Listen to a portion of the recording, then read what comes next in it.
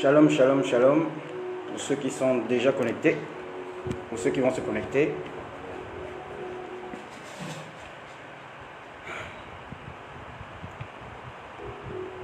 Merci Seigneur.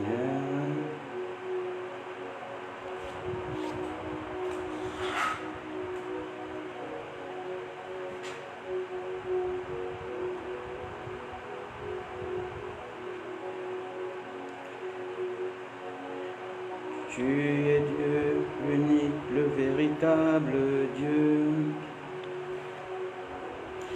Tu es Dieu, l'unique, le véritable Dieu.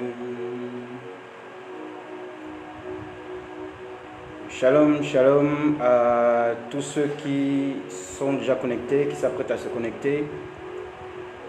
Je vais juste demander quelques instants pour partager le live.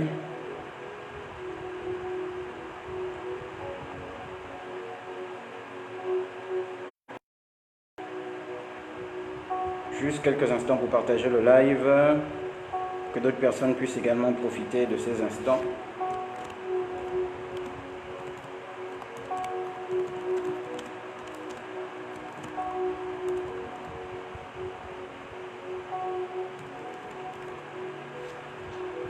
Voilà, il y a beaucoup de choses à faire. Je suis en train de me mettre...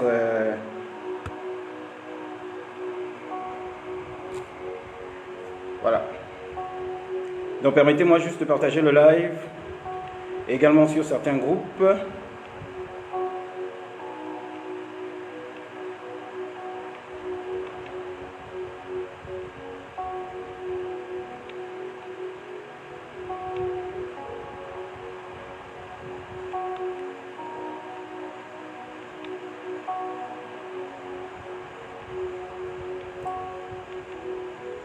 Voilà.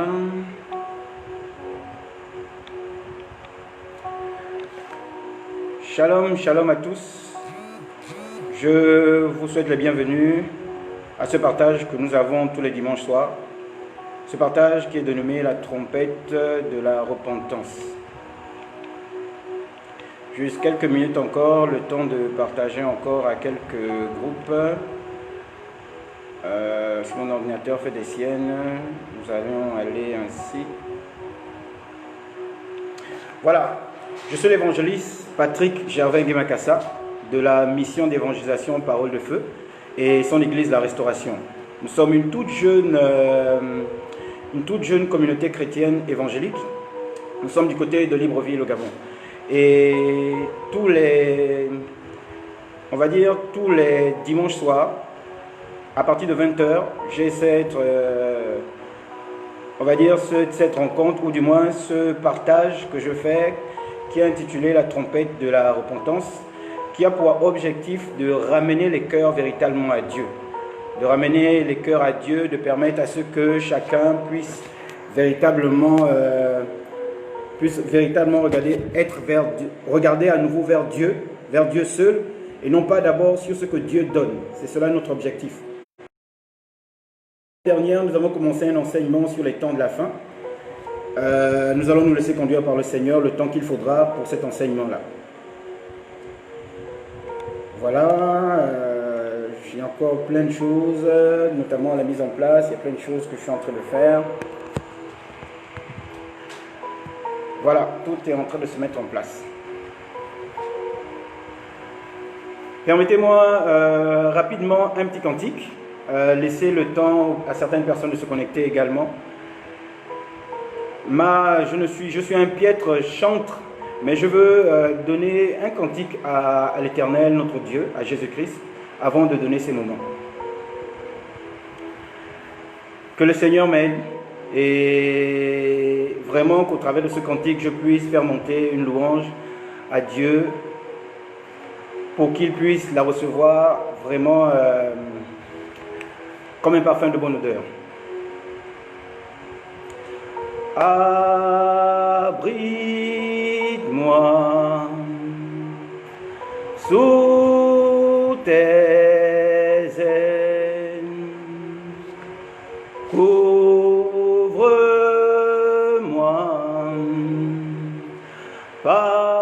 ta main puissante. Oh oui, abrite-moi sous tes ailes. Ouvre-moi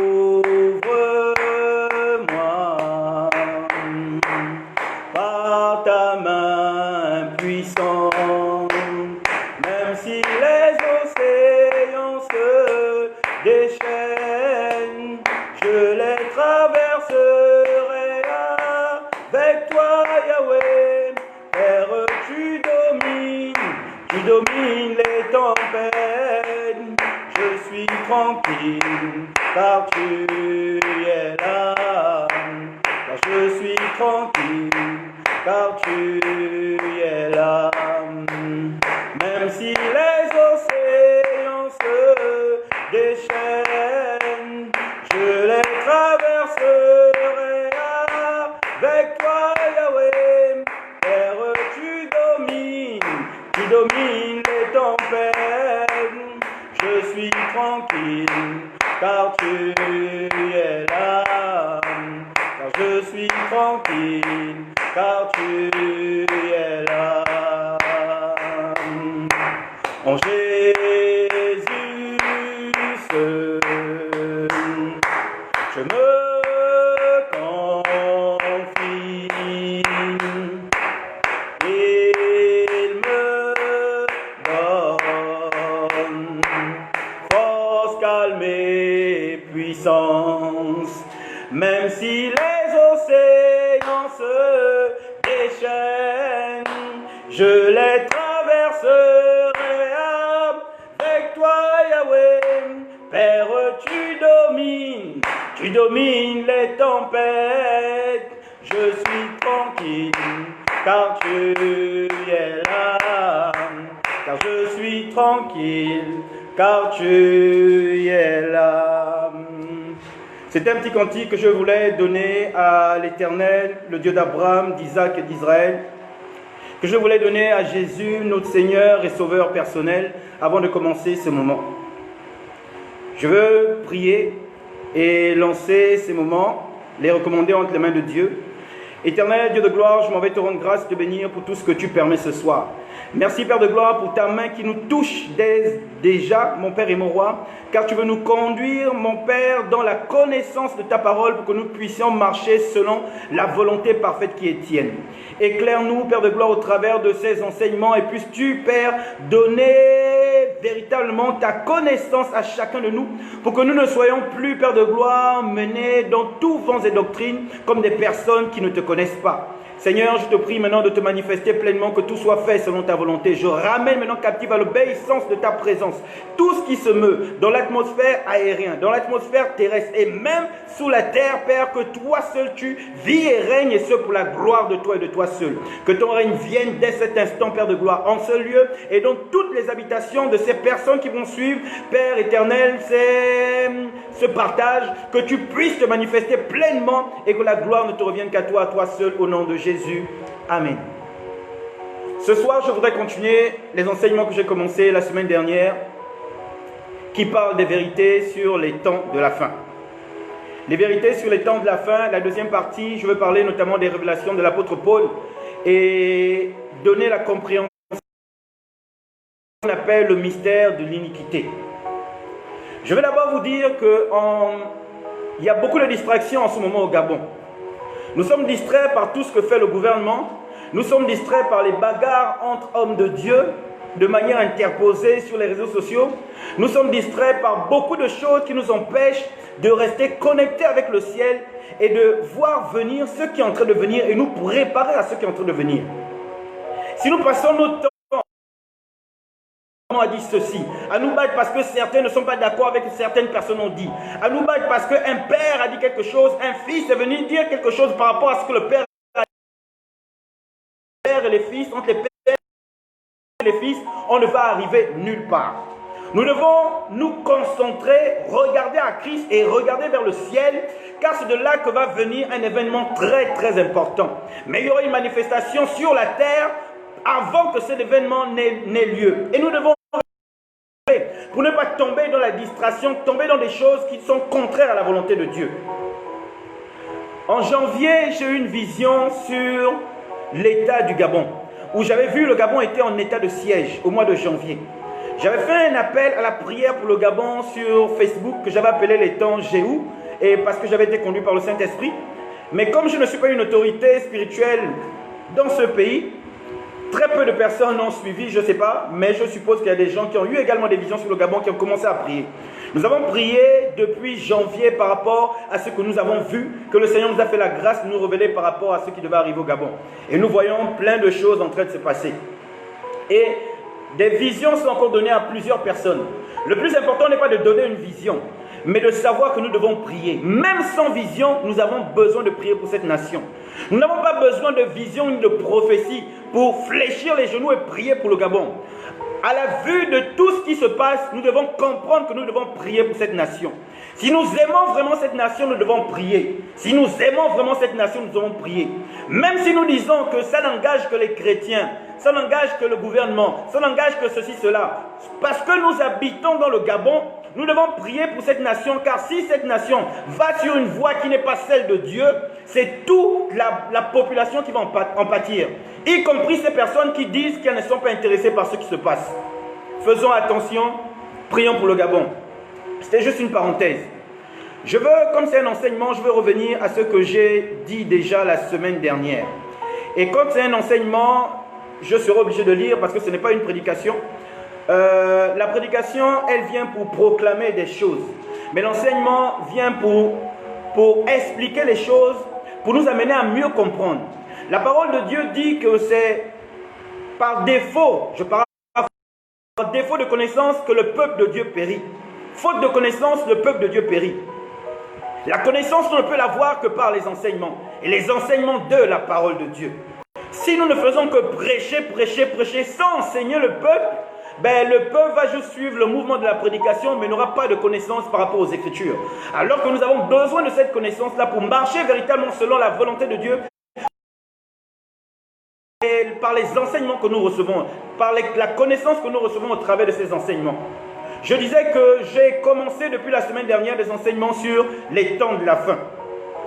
Et aujourd'hui, je continue à la deuxième partie sur la vérité des temps de la fin. Et là, la deuxième partie, ce sont les révélations de l'apôtre Paul et la compréhension de ce qu'on appelle le mystère de l'iniquité. Je vais rappeler d'abord tout ce que j'ai dit de manière succincte la semaine dernière pour que nous comprenions où nous allons. Lorsque nous enseignons sur l'eschatologie, tous les enseignants de l'eschatologie, donc ceux qui concernent le retour du Seigneur, si vous suivez ces enseignements, vous allez vous rendre compte que tout le monde va sur la même chose, quasiment la même chose, excepté le moment où aura lieu l'enlèvement. Il y a certains qui disent que l'enlèvement de l'Église aura lieu avant la grande tribulation, d'autres qui disent après, d'autres qui disent pendant. Pour ceux qui ne savent pas c'est quoi la grande tribulation, la grande tribulation c'est un temps où il y aura une persécution sans mesure sur la terre. La grande tribulation, c'est un temps où l'antéchrist va se manifester, Satan va lui donner tout son pouvoir, toute sa force, et il va faire du dégât sur la terre. Il y aura l'antéchrist, il y aura le faux prophète qui sera avec lui, il y aura un gouvernement mondial pour mieux avoir la domination sur le monde, et à la tête du gouvernement mondial sera l'antéchrist. Mais il y aura également une religion mondiale où à la tête sera le faux prophète. La religion mondiale consistera à mettre toutes les religions ensemble, que ce soit la religion chrétienne, musulman, bouddhiste, que ce soit même tous ceux qui parlent de n'importe quoi, que ce soit tous ceux qui sont attachés à n'importe quoi où ils croient que c'est Dieu, mais sous prétexte que les chemins sont différents mais c'est le même Dieu. Toutes les religions vont être mises ensemble et on va parler de religion mondiale. Voilà ce qui va se manifester durant les 7 ans de la grande tribulation. Et il faut comprendre que la différence entre les enseignants de l'eschatologie se trouve surtout sur le retour du Christ, ou du moins quand l'Église. Pourquoi? Parce que la parole de Dieu nous dit que l'Église sera enlevée. L'Église, donc les véritables enfants de Dieu, on va dire les saints du ciel, les chrétiens seront enlevés. Et c'est le temps ou le moment où cet enlèvement aura lieu qui diffère avec les enseignants de l'eschatologie. La semaine dernière, j'ai parlé d'un livre, le livre de Daniel. Et moi, c'est au travers des Écritures que je tire ma conclusion. Je ne me base pas sur les films, car il y a des films qui parlent d'un enlèvement de l'Église qui se passera avant la grande tribulation. Je ne me base pas sur les enseignements de certains hommes de Dieu, parce qu'il y a certains hommes de Dieu qui se disent que l'enlèvement se passera avant la grande tribulation. Moi, je me base sur la parole de Dieu. Je ne me laisse pas influencer par ce que disent les hommes, je me laisse influencer par la parole seule. Et chacun de nous doit regarder aux Écritures, car c'est au travers des Écritures que nous avons la vérité. Quand nous dit le livre de Daniel, la semaine dernière, je l'ai dit dans le livre de Daniel, dans le livre de Daniel 7, il est question de 4 animaux. Mais moi, je me suis attardé, ou je me suis appuyé sur le 4e animal, qui est l'animal le plus féroce. Cet animal, quand nous regardons Daniel 7, nous nous rendons compte que cet animal représente un personnage. Et même que dans la vision de Daniel, il y a un homme qui explique à Daniel dans cette vision que cet animal représente un personnage. Il nous est dit dans Daniel 7 que cet animal, ou cet homme, ce personnage, va amener des persécutions contre les saints du Très-Haut. Les saints du Très-Haut, ce sont les chrétiens. Je suis là dans Daniel 7, je suis en train de rappeler ce qui a été dit la semaine dernière.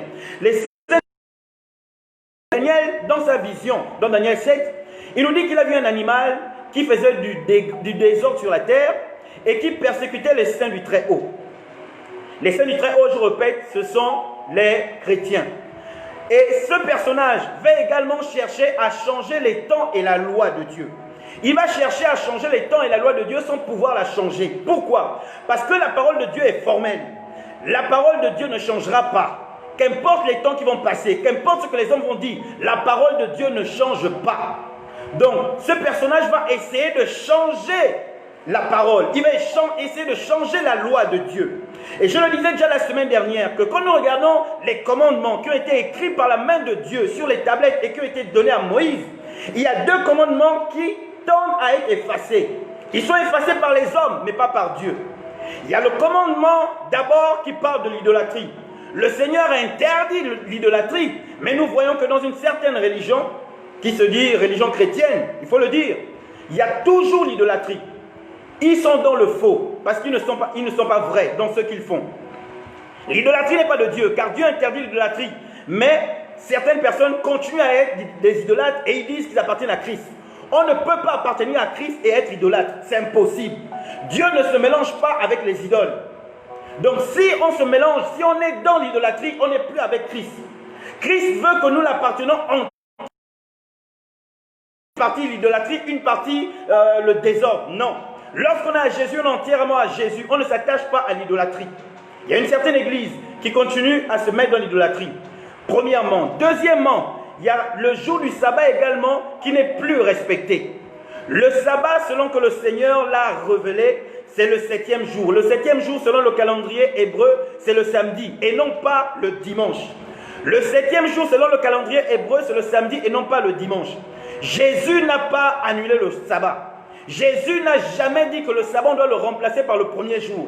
Les apôtres ne les ont pas dit. La Bible ne l'a pas dit. Mais vous voyez que c'est en train de changer.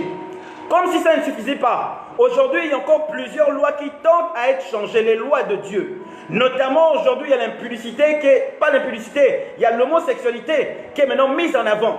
Puisqu'il y a un accord qui a été donné à l'homosexualité. Par une autorité du monde chrétien, on va le dire comme ça. On a donné l'accord à l'impudicité et ça, c'est vouloir changer les lois de Dieu. Là, on veut débarrasser ou bien effacer Lévitique 18, 22 qui interdit l'homosexualité. Mais comme je le disais, la loi de Dieu ne change pas. Premièrement, il y a cela également. Il y a plein de lois iniques, ou du moins, il y a plein de lois du Seigneur qui vont être changées pour l'instauration des lois iniques, pour des permissions, des choses qui ne sont pas. Et dans Daniel 7, il nous a expliqué que ce personnage va faire, la persécution qu'il va mener va durer 3 ans et demi. Quand nous allons dans Daniel 11, il nous est parlé également d'un autre personnage, un roi qui va cesser le sacrifice perpétuel dans le temple en Israël et qui va installer l'abomination et qui va se faire passer pour Dieu.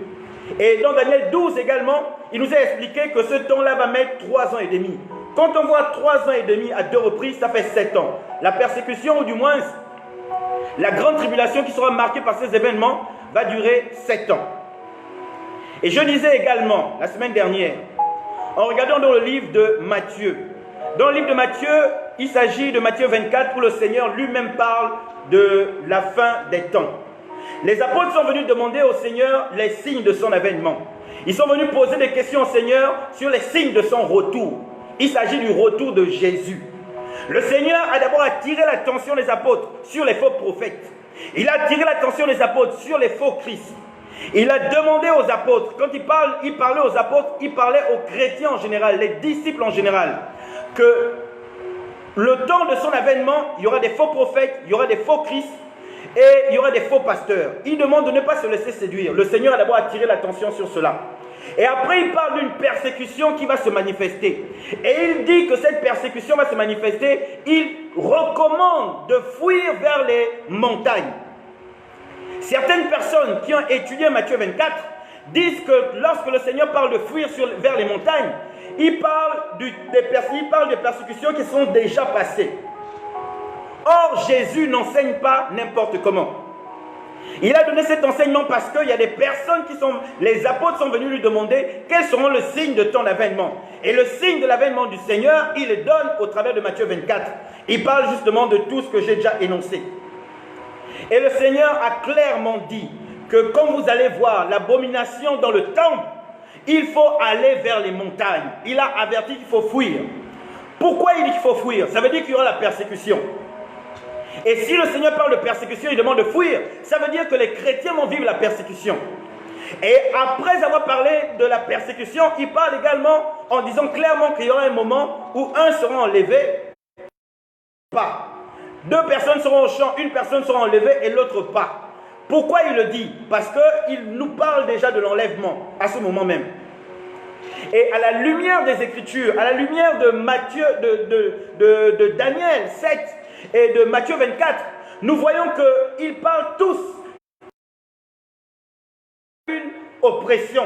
Les chrétiens vont faire face à une persécution et ce sera avant l'enlèvement. Le Seigneur l'a dit lui-même, que lorsque vous allez voir l'abomination dont a parlé le prophète Daniel dans le temple, que ceux qui sont en Judée fuient vers les montagnes. Ça veut donc dire que lorsque cette persécution va se manifester, l'Église ne sera pas encore enlevée, l'Église sera encore là. Pour parler, rien que pour rappeler ce qui a été dit la semaine dernière. Je vais en venir maintenant au point focal de ce jour, c'est-à-dire que faire l'étude de 1 Thessaloniciens et 2 Thessaloniciens. Ce sont ces livres qui prêtent à confusion. Et vivement que les enseignants de la parole puissent regarder ce live ou le regarder plus tard pour comprendre que beaucoup de chrétiens sont dans l'erreur. Beaucoup d'enseignants sont dans l'erreur. Il y a des enseignants qui sont de renommée mondiale. Il y a des pasteurs qui sont de renommée mondiale, qui enseignent des choses qui sont contraires à la Bible. Je dis bien qui enseignent les choses qui sont contraires à la Bible. Je souhaiterais qu'un enseignant de la parole puisse regarder ce live ou regarder la vidéo plus tard et qu'il puisse même prendre contact avec moi et qu'on puisse en discuter. Parce que moi, je m'en vais sur les Écritures pour faire comprendre que nous sommes dans l'erreur quant au temps où l'Église sera enlevée. Je m'en vais lire dans 1 Thessaloniciens chapitre 4 du verset 16 au verset 18. Voilà ce qu'il est dit. Voici en effet ce que nous vous déclarons, d'après la parole du Seigneur. Nous les vivants restés pour l'avènement du Seigneur. Nous ne devancerons pas ceux qui sont morts. Car le Seigneur lui-même a un signal donné à la voix d'un archange et au son de la trompette de Dieu descendra du ciel et les morts en Christ ressusciteront premièrement. L'apôtre Paul nous dit qu'à un signal donné, au son de la trompette d'un archange, les morts en Christ vont d'abord ressusciter. Là, on est en train de rentrer maintenant dans l'enlèvement. Voilà maintenant la révélation de l'apôtre Paul. Il a dit les morts en Christ vont d'abord ressusciter. Au verset 17. Ensuite, nous les vivants, qui serons restés, nous serons tous ensemble enlevés avec eux sur les nuées à la rencontre du Seigneur dans les airs. Et ainsi, nous serons toujours avec le Seigneur. Consolez-vous donc les uns les autres par ces paroles. L'apôtre Paul veut, au travers de ce message, ou du moins de ce passage, nous amener à nous consoler pour nous dire que malgré tout ce qui va se passer, malgré la persécution, il arrivera que nous serons enlevés, les chrétiens, l'Église de Christ. Je m'en vais dans 2 Thessaloniciens 2, du verset 1 au verset 17. C'est à ce niveau qu'il y a beaucoup de confusion, beaucoup d'incompréhension. Je ne suis pas un docteur de la parole, je suis un évangéliste, mais le Seigneur nous donne la capacité de connaître les Écritures. Le Seigneur nous donne la capacité de faire des exégèses s'il le faut, et même d'avoir la révélation des Écritures. Nous allons lire pas à pas et comprendre où est l'erreur de ceux qui pensent que les chrétiens vont être enlevés avant la persécution, avant la grande tribulation. Je répète, au travers de Daniel 7, au travers de Matthieu 24, clairement nous avons vu déjà que les chrétiens vont vivre la persécution, les chrétiens vont vivre la grande tribulation. Je m'en vais maintenant dans les écrits de Paul, car il y a beaucoup de confusion au travers des écrits de Paul. Des grands enseignants se sont trompés gravement, à tel point qu'au travers des événements actuels, plusieurs enseignants se sont retractés de ce qu'ils avaient dit au départ, que l'Église sera enlevée avant la grande tribulation. Certains sont en train de revenir sur ce qu'ils avaient enseigné. Je m'en vais dans la lecture de 2 Thessaloniciens, chapitre 2, du verset 1 au verset 17. Voilà ce qu'il est dit. Et nous allons lire et comprendre pas à pas. Pour ce qui concerne l'avènement de notre Seigneur Jésus-Christ et notre réunion avec lui. L'apôtre Paul dit, pour ce qui concerne l'avènement de notre Seigneur Jésus-Christ et notre réunion avec lui. Quand on parle de l'avènement du Seigneur Jésus-Christ, c'est son retour. Et lorsqu'il parle de notre réunion avec lui, c'est l'enlèvement, car c'est l'enlèvement qui nous permettra d'être avec lui. Donc l'apôtre Paul parle clairement de l'avènement de Jésus, donc du retour de Jésus. Et nous vous prions, frères, de ne pas vous laisser facilement ébranler dans votre bon sens et de ne pas vous laisser troubler, soit par quelques inspirations, soit par quelques paroles ou par quelques lettres qu'on dirait venir de nous, comme si le jour du Seigneur était déjà là. L'apôtre Paul nous avertit de ne pas nous laisser séduire. Comme aujourd'hui, il y a des films également qui présentent l'enlèvement qui va se passer avant la persécution. L'apôtre Paul dit, premièrement, ne vous laissez pas séduire, également comme le Seigneur l'avait dit. Il est en train de parler de l'avènement du Christ. Il est en train de parler du retour du Christ. Il est en train de parler de notre réunion avec lui. C'est-à-dire, quand il parle de la réunion avec lui, il parle de l'enlèvement. Qu'est-ce qu'il dit au verset 3? Que personne ne vous séduise d'aucune manière, car il faut que l'apostasie soit arrivée auparavant. Il faut que l'apostasie soit arrivée auparavant. Dans le verset 2, il est en train de dire, pour ce qui concerne l'avènement de notre Seigneur Jésus-Christ, c'est le verset 1, pour ce qui concerne l'avènement de notre Seigneur Jésus-Christ et notre réunion avec lui. Et dans le verset 3, il dit que personne ne vous séduise d'aucune manière, car il faut que l'apostasie soit arrivée auparavant. Il faut que l'apostasie soit arrivée auparavant. Et qu'on ait vu paraître l'homme du péché, le fils de la perdition, l'adversaire qui s'élève au-dessus de tout ce qu'on appelle Dieu ou de ce qu'on adore, jusqu'à s'asseoir dans le temple de Dieu, se proclamant lui-même Dieu. L'apôtre Paul est en train de dire que personne ne vous séduise d'aucune manière, car il faut que l'apostasie soit arrivée auparavant. Auparavant, ça veut dire avant. Et c'est avant quoi? Avant l'avènement du Seigneur, avant l'enlèvement de l'Église. Je répète, pour que nous comprenions, beaucoup d'enseignants, des hommes de Dieu de renom, sont dans l'erreur alors que la parole de Dieu est formelle. Les gens se trompent dans ce passage, ou du moins dans ce livre de 2 Thessaloniciens. Beaucoup d'enseignants sont dans l'erreur. Je reprends tout simplement pour comprendre, j'insiste pour que nous comprenions bien. L'apôtre Paul nous dit, pour ce qui concerne l'avènement de notre Seigneur Jésus-Christ et notre réunion avec lui, et dans le verset 3, il dit que personne ne vous séduise d'aucune manière, car il faut que l'apostasie soit arrivée auparavant. Auparavant, ça c'est à la suite de ce qu'il a dit sur l'avènement de Christ et notre réunion avec lui. Il faut que l'apostasie soit arrivée auparavant et qu'on ait vu paraître l'homme du péché, le fils de la perdition, l'adversaire qui s'élève au-dessus de tout ce qu'on appelle Dieu. L'apôtre Paul nous dit qu'il faut d'abord que l'antéchrist arrive avant que l'Église ne soit enlevée. Je répète, l'apôtre Paul nous dit qu'il faut d'abord que l'antéchrist arrive, qu'on ait vu paraître l'antéchrist avant que l'Église ne soit enlevée. Ce n'est pas moi qui le dis, c'est la parole de Dieu. L'erreur de croire que les chrétiens ne vivront pas la persécution va amener plusieurs chrétiens à ne pas se préparer, va amener les chrétiens à ne plus être dans la prière, va amener certains chrétiens à oublier qu'il faut toujours rester attaché à Dieu. Et ils ne vont pas s'attendre aux persécutions parce qu'ils croient, selon les enseignements, que l'Église va être enlevée auparavant.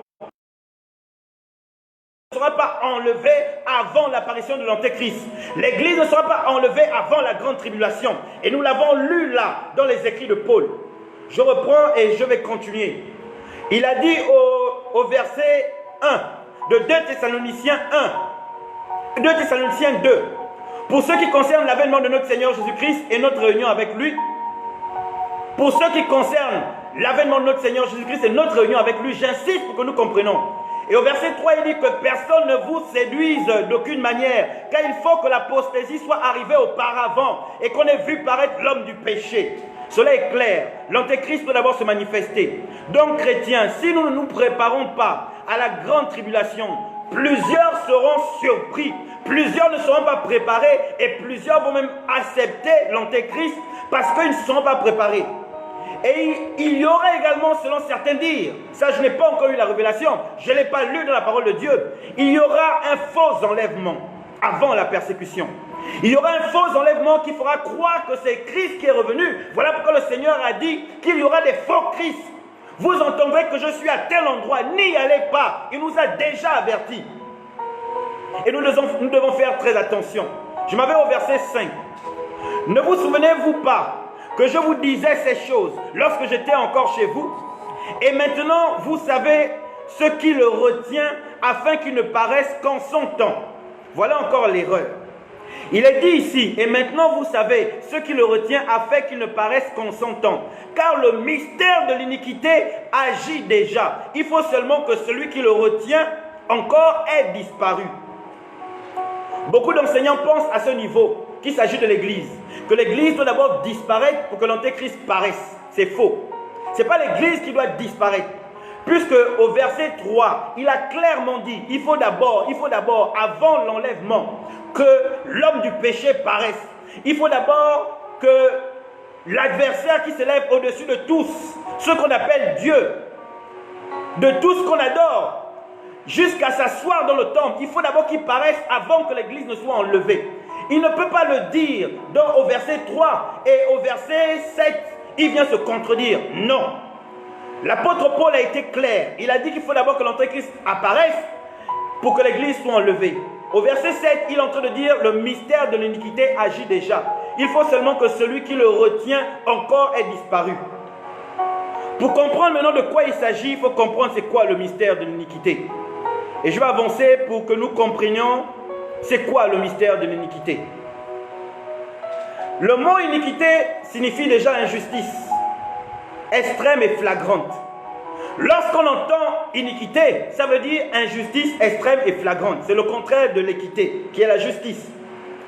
Et sur le point de vue purement spirituel, l'iniquité, c'est lorsque le péché a atteint son pic, lorsque le péché a atteint son comble. C'est à ce moment qu'on parle d'iniquité. Et l'apôtre Paul parle du mystère d'une iniquité qui est déjà en train d'agir. Donc, au travers du mystère de l'iniquité, celui qui retient l'apparition de l'Antéchrist va disparaître et l'Antéchrist va apparaître. Il ne s'agit pas de l'Église, non.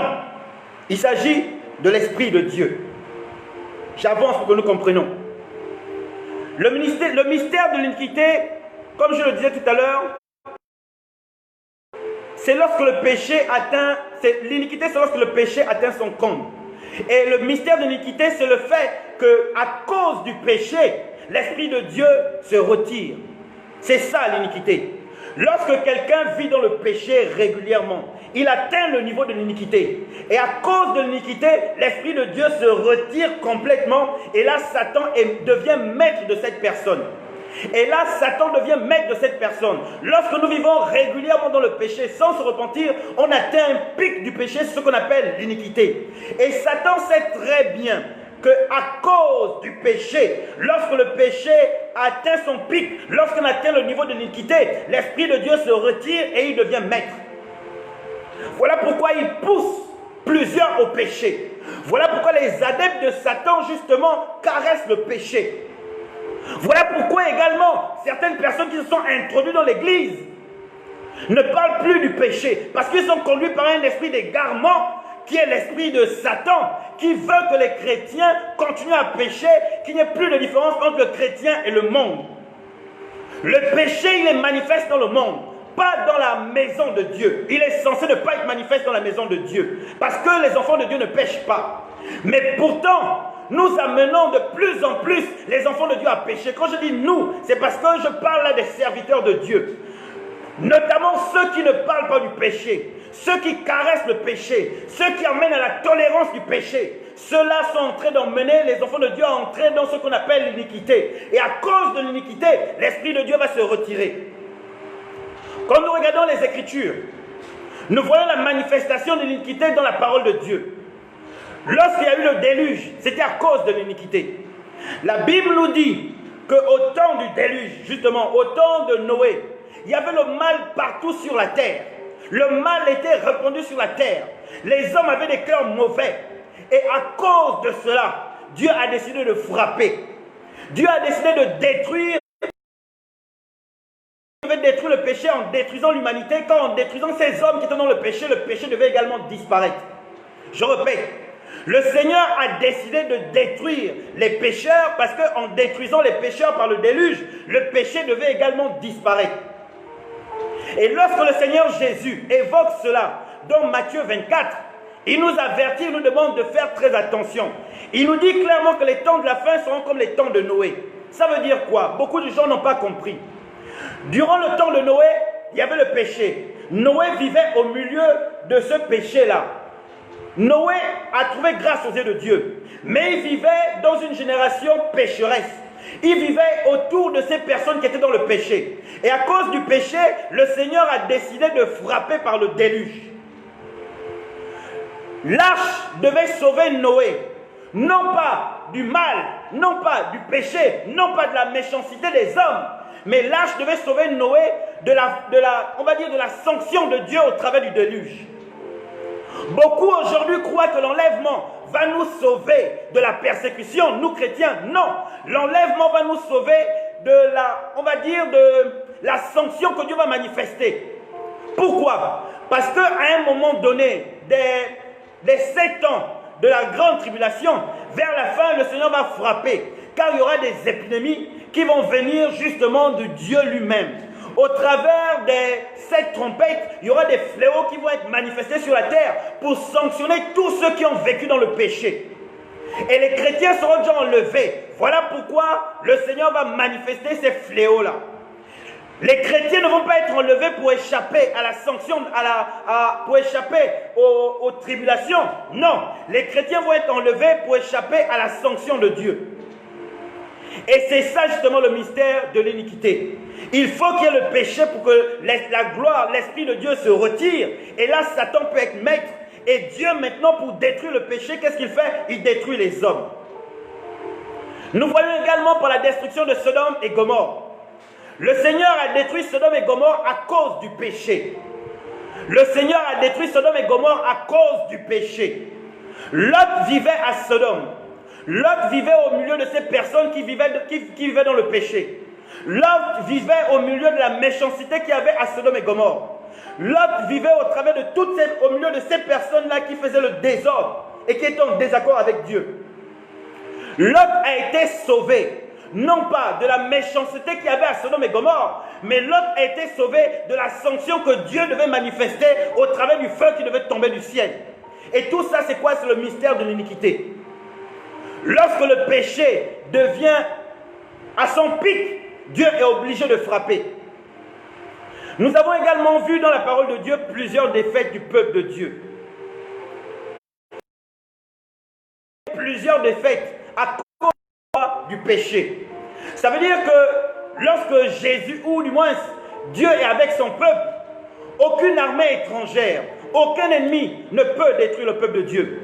Mais à cause du péché, la gloire de Dieu, où Dieu se retirait de son peuple, et là, parce que Dieu s'est retiré, l'ennemi pouvait avoir le dessus sur le peuple de Dieu. Lorsque nous regardons les Écritures, nous voyons que c'est ainsi que ça se passait. Donc faisons attention également à nous-mêmes, à notre vie personnelle.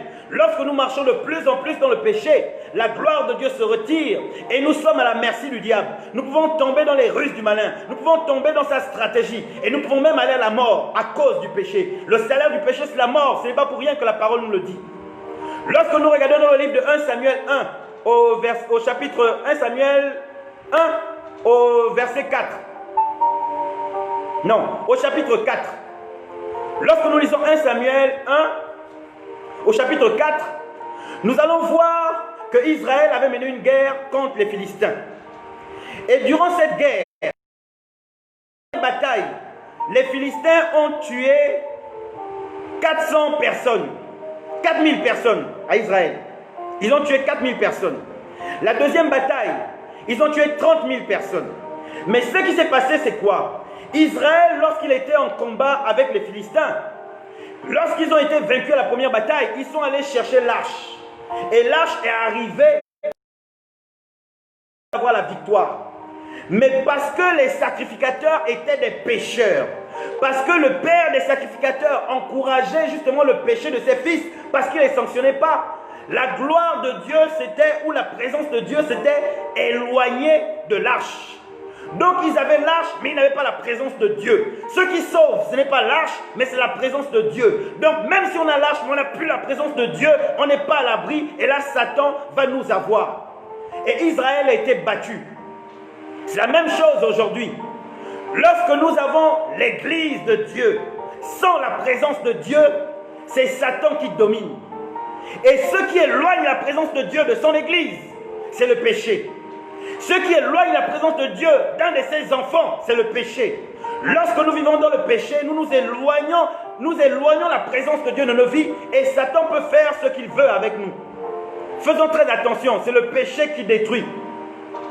Et comment faire pour sortir de l'iniquité? Il faut une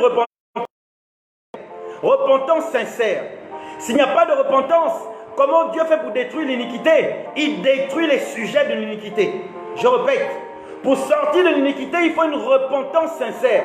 La repentance, ce n'est pas demander seulement pardon à Dieu. C'est demander pardon à Dieu pour son péché et arrêter de pécher. Si nous demandons pardon à Dieu, nous continuons notre vie de péché, nous ne sommes pas dans la repentance. Et là, nous serons sujets à l'iniquité. Faisons très attention.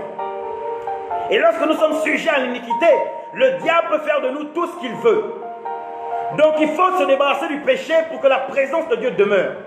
Et le mystère de l'iniquité, c'est cela. Et Satan le sait. Voilà pourquoi le péché est en train de prédominer actuellement. Les adeptes de Satan, les agents de Satan, ou même certaines personnes, certains enseignants de la parole, qui sont conduits par un esprit d'égarement sans le savoir, sont en train de tolérer le péché, alors que c'est Satan qui est derrière pour amener justement le péché à abonder dans le monde et dans l'église.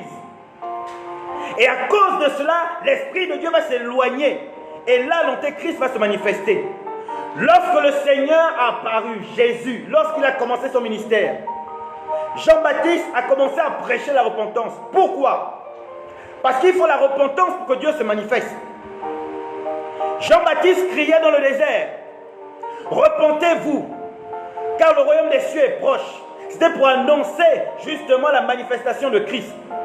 Et il prêchait la repentance pour que Christ se manifeste. Mais lorsqu'on ne prêche plus la repentance, lorsqu'il y a l'iniquité, c'est pour manifester l'antéchrist. Le péché actuellement qui est en train d'abonder dans le monde et même au sein de l'église, beaucoup ne le savent pas. C'est pour permettre à l'antéchrist de se manifester. À cause du péché, l'antéchrist va se manifester. Et actuellement, nous voyons de plus en plus, les hommes sombrer dans le péché sans savoir que les conséquences sont lourdes. Les conséquences sont lourdes. Aujourd'hui, il y a ce qu'on appelle des chrétiens rétrogrades. Des chrétiens qui ont connu Christ pour une raison ou une autre. Ils ne sont plus assez motivés dans leur vie chrétienne. Ça, c'est un premier pas qui risque de vous emmener dans l'iniquité. Pourquoi? Parce que lorsqu'on est chrétien rétrograde, on ne fait plus attention à la parole de Dieu et on peut commencer à vivre de plus en plus dans le péché. Aujourd'hui également, il y a la tolérance du péché. La tolérance du péché. On tolère le péché aujourd'hui. On caresse le péché aujourd'hui. On parle de bénédiction, on parle de miracle, on parle de prospérité, mais on ne parle pas du péché qui conduit à la mort. Pourquoi? Parce que nous sommes rentrés dans ce temps où la parole de Dieu nous dit clairement que les hommes vont rechercher et écouter ce qui fait du bien à leur cœur. Et ce qui fait du bien à leur cœur, ce n'est pas quand on leur dit arrête l'impudicité sinon tu vas aller à la mort, arrête le vol sinon tu vas aller à la mort, arrête de sortir avec un homme marié, c'est l'adultère, sinon tu vas aller à la mort. Les gens ne veulent pas entendre cela. Ils veulent seulement qu'on leur dise tu seras béni, tu vas recevoir le miracle, tu vas avoir des enfants, tu vas avoir ceci, tu vas avoir la prospérité. Mais même si tu as toutes ces choses, en vivant dans le péché, tu es un homme mort. Parce que spirituellement tu es déjà mort, parce que le péché nous amène à la mort. La mort n'est pas d'abord physique, la mort est aussi d'abord spirituelle. Et on meurt à cause du péché. Il y a plusieurs personnes qui vivent physiquement, mais ne savent pas qu'elles sont déjà mortes spirituellement à cause du péché. L'apostasie va se manifester. L'apostasie, c'est le fait d'avoir connaître Jésus et de le régner maintenant totalement. Les apostates, ce sont des personnes qui deviennent comme des démons. On ne peut plus les changer. Ils sont attachés à une fausse doctrine. Ils sont attachés à un mensonge. Ils sont attachés à des choses qui sont contraires à la volonté de Dieu. Et ils demeurent attachés à cela. Ils ne peuvent plus revenir. Ce sont des apostates. Et l'apostasie va se manifester. Et cela va accélérer encore le mystère de l'Antéchrist. Et je disais, le mystère de l'Antéchrist, c'est le fait que l'Antéchrist va se manifester. Il y a également aujourd'hui ce qu'on appelle le New Age. Je vais attirer l'attention des uns des autres sur le New Age. Le New Age, c'est une espèce de philosophie. Et ça se mêle même à ce qu'on appelle aujourd'hui les motivations. Vous allez voir partout des coachs. Vous allez voir partout des personnes qui parlent de motivation. Même dans le domaine chrétien, on parle aussi désormais de motivation. Ça n'a rien à voir avec Dieu. Le New Age, ou la motivation, va toujours vous amener à vous dire que vous avez des capacités au-dedans de vous. Vous avez le pouvoir de faire ceci. Vous avez le pouvoir de faire cela. Vous avez la capacité de faire ceci. Vous avez la capacité de faire cela. Le New Age vous emmène à ne plus laisser Dieu vous conduire. Parce que lorsqu'on vous dit que vous avez la capacité de faire quelque chose, c'est pour vous dire que vous n'avez pas besoin de Dieu. Alors que la parole de Dieu nous dit que sans Christ, nous ne pouvons rien. Mais le New Age nous amène à croire que nous pouvons faire sans Dieu. La motivation nous amène à croire que nous pouvons faire sans Dieu. Sans Dieu, nous ne pouvons rien. Même si aujourd'hui le monde réalise les choses sans avoir Dieu, mais ils n'ont rien parce qu'ils sont morts. Lorsque nous n'avons pas Jésus, nous sommes morts, car c'est Jésus qui donne la vie. Et le New Age est entré dans l'église. Aujourd'hui dans l'église, vous allez voir, on encourage les chrétiens à réaliser les choses d'eux-mêmes. On encourage les chrétiens à croire en eux-mêmes. On encourage les chrétiens à se battre d'eux-mêmes. On encourage les chrétiens à faire des choses de par eux-mêmes. Quand on veut t'emmener à faire des choses de par toi-même, toi chrétien, sache que c'est le New Age. Sache qu'on veut t'emmener à rejeter Dieu. Sache qu'on veut t'amener à mettre Jésus de côté pour croire que tu peux sans Jésus. Lui-même, il a dit, il est le cep et nous sommes les sarments. Ça veut dire qu'il est l'arbre et nous sommes les branches. De la même manière que l'arbre ne peut pas avoir la sève, la branche ne peut pas avoir la sève sans qu'elle ne soit attachée à l'arbre. Si nous, chrétiens, nous nous détachons de Jésus, nous ne pouvons rien recevoir comme sève. De la même manière que la branche ne peut porter des fruits si elle est attachée à l'arbre, nous également chrétiens, si nous ne sommes pas attachés à Jésus, nous ne pouvons porter aucun fruit. Mais le New Age veut emmener les chrétiens à croire qu'on peut sans Jésus. Le New Age veut emmener les chrétiens à croire qu'on peut de nous-mêmes. Non. Nous avons des talents qui viennent de Dieu, mais sans Dieu, nous ne pouvons rien. Sans Dieu, nous n'avons pas ces talents. Faisons très attention. Aujourd'hui également, l'iniquité rentre également dans le cadre de l'humanisme. Je vais me faire comprendre. Aujourd'hui, l'humanisme va emmener à l'iniquité. Pourquoi je le dis? Parce que certaines personnes, sous prétexte qu'on est humain, ils se croient maintenant au-dessus des lois de Dieu. Certaines personnes se croient même plus amour que Dieu lui-même. Certaines personnes se croient plus amour que Jésus. Puisqu'ils vont jusqu'à dire, par exemple, que les homosexuels, on doit les laisser se marier. Les homosexuels, ce sont des personnes qui doivent aussi avoir la vie. Les homosexuels par amour, on doit les accepter. Non. On accepte le sujet de l'homosexuel, c'est-à-dire l'individu, on peut l'accepter, mais on refuse son homosexualité. Donc s'il ne se retire pas, s'il n'arrête pas l'homosexualité, je suis désolé, il ne peut pas faire partie d'une société normale. Les gens vont crier à l'homophobe. Dieu est le premier homophobe alors, puisque c'est lui qui interdit l'homosexualité. On ne rejette pas la pierre sur les homosexuels. Mais on demande aux homosexuels d'arrêter ce qu'ils font, car ce n'est pas en accord avec Dieu. Ils sont dans le faux. Et c'est une maladie, l'homosexualité. Il faut qu'ils le comprennent. Et on ne peut être... Par Jésus, c'est le vrai Jésus. Pas le fameux Jésus qui aujourd'hui, on va faire croire que Jésus autorise l'homosexualité. Ça n'a rien à voir avec Jésus. De plus en plus, vous allez voir que les lois de Dieu vont être mises à côté pour mettre devant l'humanisme, pour mettre devant un amour qui est contraire de l'amour véritable de Dieu. Un amour qui amène à la tolérance du péché. Et ce sera la pédophilie. Après-demain, ce sera la zoophilie. Des orgies qui sont même acceptées, ça et là. Tout ça pour manifester l'iniquité, pour que par le mystère de l'iniquité, l'Antéchrist arrive à se manifester pleinement. Nous marchons pas à pas vers les temps de la fin. Nous marchons pas à pas vers ces temps-là où nous voyons les hommes en train de rentrer dans des choses qui sont contraires à la volonté de Dieu, de manière volontaire ou involontaire. Mais parce qu'il y a la ruse de Satan derrière, c'est pour nous amener à croire que nous pouvons vivre comme nous voulons. C'est pour nous amener à croire qu'avec Dieu, nous sommes libres de vivre d'une certaine manière. C'est pour nous amener à croire qu'avec Dieu, Dieu est amour, Dieu va pardonner. Non, faisons très attention.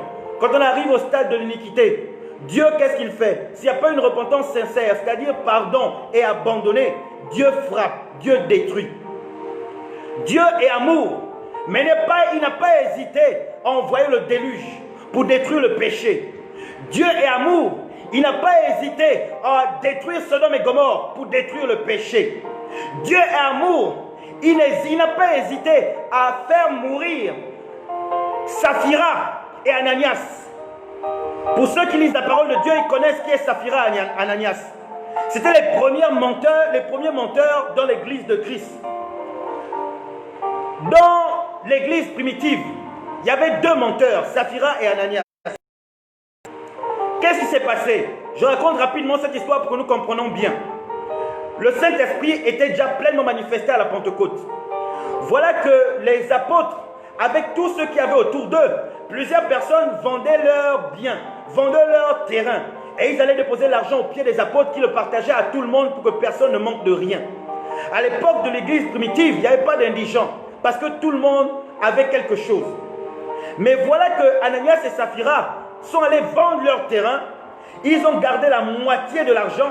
Ils ont amené l'autre moitié. Ils ont donné à Pierre. Et ils ont dit à Pierre, voilà le montant auquel on a vendu le terrain. Pierre leur a dit, pourquoi vous mentez au Saint-Esprit? Et à l'instant même, Ananias est mort. Ananias n'est pas mort parce qu'il n'a amené que la moitié de l'argent. Ananias est mort parce qu'il a amené que la moitié de l'argent et il a menti que c'était l'argent avec lequel il avait vendu, l'argent qu'il a reçu en vendant le terrain. Voilà que le Seigneur nous montre deux menteurs qui meurent. Ananias d'abord est mort, sa femme est arrivée. Pierre a demandé, est-ce que c'est à ce prix-là que vous avez vendu votre terrain? La femme a dit oui, elle aussi elle est morte. Voilà qu'à l'église primitive, deux personnes qui ont seulement menti ont été tuées. Deux personnes qui ont seulement menti. Parce qu'aujourd'hui, les gens se disent que je peux mentir, ce n'est pas trop grave. Le vrai péché, c'est quand on a tué un homme. Le vrai péché, c'est quand on allait commettre un assassinat. Mais les gens pensent que le mensonge ne va pas nous amener à la mort. Tous les péchés amènent à la mort. La Bible ne nous dit pas que le salaire du grand péché, c'est la mort. Le salaire du petit péché, c'est la vie. La Bible nous dit que le salaire du péché, c'est la mort. Nous devons nous battre pour sortir du péché. Car c'est le péché qui manifeste le mystère de l'iniquité. Je reviens rapidement. Et je disais que ce sont des enseignements. Et je veux toujours respecter mon temps qui est celui d'une heure de partage avec vous. Je rappelle encore que lorsque nous avons lu 1 Thessaloniciens, l'apôtre Paul nous demande, nous avertit, ou du moins il nous amène à nous rassurer en comprenant que les chrétiens vont être enlevés. D'abord, les morts en Christ, au son de la trompette, vont ressusciter. Et nous également, les chrétiens, nous allons monter vers les cieux, vers le Seigneur. Et dans 2 Thessaloniciens, que j'ai lu, je ne vais pas revenir sur la lecture, l'apôtre Paul dit, pour ce qui est de l'avènement de Christ, et pour notre réunion avec lui, il faut auparavant que l'apostasie et que l'homme du péché soit arrivé dans le temple. Il faut d'abord qu'il apparaisse. L'apôtre Paul nous dit là qu'avant l'enlèvement, il faut d'abord que l'homme du péché apparaisse. Mais dans les enseignements que nous recevons, on nous dit que l'église sera enlevée avant. Alors que l'apôtre Paul, dans ses écrits, nous dit clairement qu'il faut d'abord que l'homme du péché apparaisse avant qu'il y ait l'enlèvement. Allez-y lire dans 2 Thessaloniciens. Allez-y lire, vous allez le voir clairement. Et il nous parle du mystère de l'iniquité. Le mystère de l'iniquité, c'est quoi? L'iniquité, c'est lorsque le péché atteint son comble. L'iniquité, c'est lorsque le péché atteint un pic. Et lorsque le péché atteint le pic, la gloire ou la présence de Dieu se retire. Et lorsque la présence de Dieu se retire, Satan peut se manifester pleinement.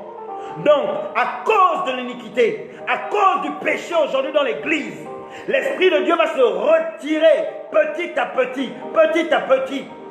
Et l'église n'aura plus de puissance. Ce qui fait que l'antéchrist pourra se manifester. Ce n'est pas l'église qui empêche à l'antéchrist de se manifester, mais c'est la présence de Dieu. C'est la présence de Dieu qui empêche à l'antéchrist de se manifester. Mais à cause du péché, la présence de Dieu va se retirer et là l'antéchrist pourra se manifester. Mais l'église ne sera pas enlevée avant. Nous allons vivre la persécution. Bien-aimés, je veux nous amener à comprendre que nous devons nous préparer. La semaine prochaine, je vais continuer toujours avec les enseignements. Je vais rentrer maintenant dans le livre de l'Apocalypse où les choses sont encore un peu plus claires. Mais comprenons ce soir encore que l'antéchrist va se manifester avant l'enlèvement. La persécution, nous les chrétiens, nous allons vivre cette persécution-là. Et le Seigneur donne déjà des recommandations. Il a dit que lorsque vous allez voir l'abomination dans le temple, que ceux qui sont en Judée aillent vers les montagnes. Ça veut dire que le Seigneur nous dit clairement que pendant cette persécution-là, il faut fuir. Nous allons vivre les persécutions. Chrétiens, préparons-nous à cela. Ce que nous avons vécu au Gabon n'est rien. Ce que l'Église a vécu ou continue à vivre au Gabon n'est rien comparé à ce qui est à venir. La persécution sera tellement intense que si vous n'êtes pas des personnes de prière, si vous ne vivez pas une consécration, vous ne vivez pas une sanctification, vous allez vous laisser entraîner. Car l'ange de l'Éternel campe auprès de tous qui le craignent et les arrache de tout danger, même en temps de persécution, parce que nous craignons Dieu. Ceux qui seront en accord avec Dieu, l'ange de l'Éternel va les arracher de ce danger-là. Et à un moment donné, le Seigneur viendra enlever son Église. Je termine en disant tout simplement que l'Église sera enlevée au milieu de la persécution. Daniel nous parle de 3 ans et demi d'un personnage qui va persécuter les enfants de Dieu, qui va persécuter les saints du Très-Haut. Après, il nous parle d'un deuxième personnage qui va installer l'abomination dans le temple, qui va aussi se manifester pendant 3 ans et demi. Ça fait 7 ans.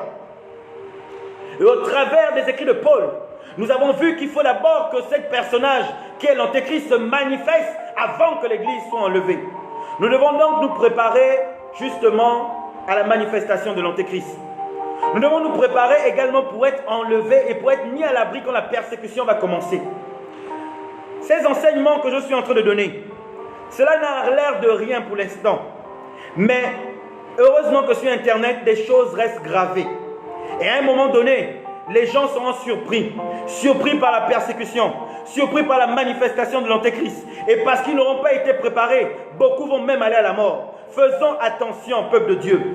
Vivons la sanctification. Ce que Dieu veut, c'est notre sanctification. Il est bien vrai que le péché, pour certaines personnes, est difficile à lutter. Mais on ne lutte pas contre le péché par notre propre force. On doit croire que Christ a cloué le péché à la croix. Et on doit prier régulièrement pour que Christ nous sauve justement du péché. Prions continuellement. Prions sans cesse. Pour que Christ nous permette de lutter contre le péché. De nous-mêmes, nous ne pouvons pas. Et si vous ne voulez pas qu'on vous parle du péché, vous êtes déjà dans l'erreur. Si le Saint-Esprit n'attire pas votre attention quand vous vivez dans le péché, faites attention, vous êtes conduit par un esprit d'égarement. Car le Saint-Esprit vous attirera toujours l'attention par rapport au péché. Quand vous vivez dans le péché et que vous vous sentez à l'aise, quand vous vivez dans le péché, que vous ne voyez pas en cela un mal, c'est très dangereux, bien-aimés. Nous devons avoir horreur du péché. Nous devons crier à Dieu pour que Dieu nous donne la capacité de sortir du péché. Car c'est ce péché-là qui va emmener la manifestation de l'Antéchrist. C'est ce péché-là qui fait que la gloire de Dieu s'éloigne de nous. Ce péché-là qui fait que notre destinée soit détruite complètement. Faisons attention au péché. Marchons selon la volonté de Dieu. Je vais terminer par là en disant tout simplement, peuple de Dieu, nous devons nous préparer. L'Église sera persécutée, plus que ce que nous voyons au Gabon actuellement. La persécution sera mondiale. Ce que nous voyons actuellement n'est rien par rapport à ce qui va se manifester. Et au travers des écrits de Paul, au travers également de la prophétie du prophète Daniel, au travers de la parole du Seigneur Jésus dans Matthieu 24, nous comprenons que nous allons être confrontés aux persécutions. Nous comprenons que nous allons vivre justement la grande tribulation, une partie de la grande tribulation. Si nous ne nous préparons pas en vivant une vie de sanctification et de consécration, nous allons nous faire avoir. Ma prière est que nous comprenions cela. Ma prière est que nous nous éloignions du péché. Ma prière est que nous nous attachons à Jésus en esprit, en vérité. Ma prière est que le Saint-Esprit attire toujours notre attention. Que nous ne soyons pas des enfants de Dieu qui n'entendent pas la voix du Saint-Esprit lorsqu'il s'agit du péché, mais qui entendent seulement la voix lorsqu'il s'agit de la prospérité, lorsqu'il s'agit du miracle, lorsqu'il s'agit du mariage, lorsqu'il s'agit des enfants. Mais lorsqu'on parle du péché, on ne veut pas entendre cela. Nous sommes en danger quand nous refusons d'entendre l'attention qu'on est en train de tirer par rapport au péché. Bien-aimés, que le Seigneur nous aide. Vraiment que le Seigneur nous aide. Car moi également, comme le disait l'apôtre Paul, je traite durement mon corps, pour ne pas avoir à être rejeté après avoir attiré l'attention sur le péché. Je traite durement mon corps. Car nous sommes tous susceptibles de tomber dans le péché. Mais par la grâce de Dieu, le Seigneur nous maintient sur une voie véritable. Et cela, c'est dans la prière et en croyant que nous pouvons vivre sans péché. J'ose espérer que cet enseignement a apporté quelque chose à ceux qui l'ont suivi. On le regarder plus tard, comprendre que nous devons nous préparer justement à la tribulation, nous devons de l'Antéchrist et nous devons nous battre pour nous éloigner du péché, éloigner le péché de la vie de nos proches, éloigner le péché de l'Église. Que la repentance soit un sujet ou du moins une prédication qui soit à nouveau donnée. Que la repentance soit à nouveau sur les chairs de l'Église. Que la repentance soit à nouveau dans l'évangélisation. Et non pas aller parler du miracle, non pas aller parler de ces choses que les gens veulent entendre, mais parler d'abord de la repentance car c'est le premier pas dans la marche avec Dieu. Et la sanctification doit également suivre. Que Dieu nous aide, car nous avons besoin de son aide. Permettez-moi de prier. Éternel Dieu de gloire, je m'en vais te rendre grâce, te bénir pour tout ce que tu as encore manifesté en ce jour. Seigneur, puisses-tu permettre que nous comprenions véritablement que nous allons vivre, mon Père et mon roi, une persécution sans pareil en ces temps de la fin. Et ce n'est qu'en marchant selon ta volonté, Père de gloire, que nous serons mis à l'abri de tout ce qui est contraire à ta volonté. Donne-nous la capacité, Père de gloire, de nous éloigner du péché. Donne-nous la capacité, Père de gloire, d'emmener nos proches également à s'éloigner du péché. Donne-nous la capacité, Père de gloire, d'être à l'écoute, mon Père et mon roi, du message qui nous parle du péché, pour ne pas sombrer dans ces choses qui vont nous amener dans une voie qui est contraire à ta volonté. Seigneur, l'Antéchrist se manifestera. Personne ne pourra empêcher cela. Mais nous devons être en accord avec toi pour ne pas subir ces affres. Nous devons être en accord avec toi pour être enlevés au moment où l'enlèvement sera manifesté. Et nous avons besoin, Seigneur, de ta présence. Nous avons besoin de ton soutien. Nous avons besoin d'être fortifiés par toi. Qu'il en soit ainsi et pas autrement. Que l'honneur te revienne qu'à toi seul. Au nom de Jésus. Amen. Je veux rendre grâce encore à Dieu pour tout ce qui a été dit ce soir. Et comme je disais, ce n'est qu'une heure. Je vais toujours respecter ce temps. Et j'ai déjà débordé de 8 minutes. Que de comprendre quelque chose. Ma prière à moi est que tout ce qui a été dit aujourd'hui nous permettra de marcher un peu plus dans la sanctification et une consécration. La consécration, ça veut dire éviter même des choses qui sont inutiles. C'est ça, se consacrer également à Dieu. Que Dieu vous bénisse tous. Je n'ai pas le temps de lire les messages, je n'ai pas le temps également. Il y a certaines personnes qui étaient là, notamment grâce, que le Seigneur te bénisse. Je rends grâce pour ta présence ce soir. Également, Marie Fallon, que le Seigneur te bénisse également abondamment. Sœur, le Seigneur t'aime beaucoup et tu es quelqu'un pour qui j'ai beaucoup de respect également. Donc, grâce, je n'ai pas le temps de lire toutes les autres personnes qui étaient là, mais je rends grâce à Dieu pour votre présence. On va se donner rendez-vous pour la semaine prochaine. Et je prie encore le Seigneur qui nous donne vraiment cette capacité de nous éloigner du péché. Shalom, shalom à tous, paix et grâce.